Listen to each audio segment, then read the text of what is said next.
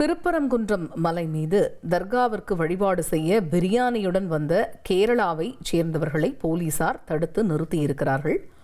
திருப்பரங்குன்றம் மலை மீது தூணில் தீபம் ஏற்ற வேண்டும் என சர்ச்சை ஏற்பட்டு வந்த நிலையில் போலீசார் மலை முழுவதும் பாதுகாப்பு போடப்பட்டு கடந்த 3ஆம் தேதி முதல் பக்தர்கள் செல்வதற்கு அனுமதி விதிக்கப்படவில்லை. இந்த நிலையில கடந்த 21ஆம் தேதி சிக்கந்தர் பாஷா அவ்லியா தர்காவில் சந்தனக்கூடு திருவிழா மலை மீது உள்ள தர்காவில் கொடியேற்றத்துடன் தொடங்கியது. இந்த நிலையில தற்பொழுது என்ன நிலவரம், ஏன் அங்க இப்ப பிரச்சனை உள்ளிட்ட பல்வேறு தகவல்களை கேட்டு பெறுவோம். செய்தியாளர் ஜெகநாத் இணைகிறார்.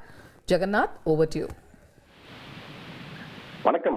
திருப்பரங்குன்றம் மலை மீது தூணில் தீபம் ஏற்ற வேண்டும் என சர்ச்சை ஏற்பட்ட நிலையில போலீசார் மலை முழுவதும் பாதுகாப்பு போடப்பட்ட கடந்த 3ஆம் தேதி முதல் பக்தர்கள் செல்ல அனுமதிக்க தடை விதிக்கப்பட்டிருந்தது.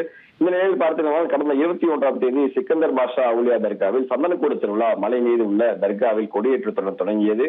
கடந்த 23ஆம் தேதி முதல் மலைக்கு செல்ல பக்தர்களுக்கு அனுமதி வழங்கப்பட்டது.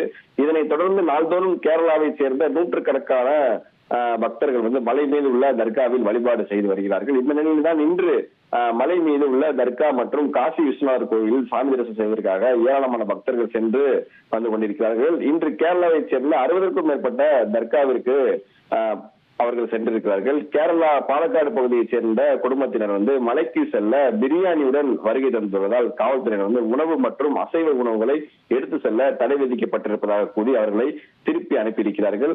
ஏற்கனவே கடந்த சில மாதங்களாகவே மலை மீது செல்வதற்கு பால், தண்ணீர், குழந்தைகளுக்கான உணவுப் பொருட்கள் மற்றும் அனைத்தையும் கொண்டு செல்ல அனுமதி வழங்கிய நிலையில் இன்று பிரியாணியுடன் வந்த இஸ்லாமியர்கள் தற்போது சர்ச்சை ஏற்படுத்தியிருக்கிறது. இதனால் தற்போது அவர்களை காவல்துறை அழைத்து விசாரணை செய்து கொண்டிருப்பது குறிப்பிடத்தக்கது.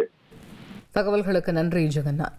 உங்கள் தந்திவன் தொலைக்காட்சியில் வீர ஆஞ்சநேயா தினமும் காலை 8 மணிக்கு காண தவறாதீர்கள்.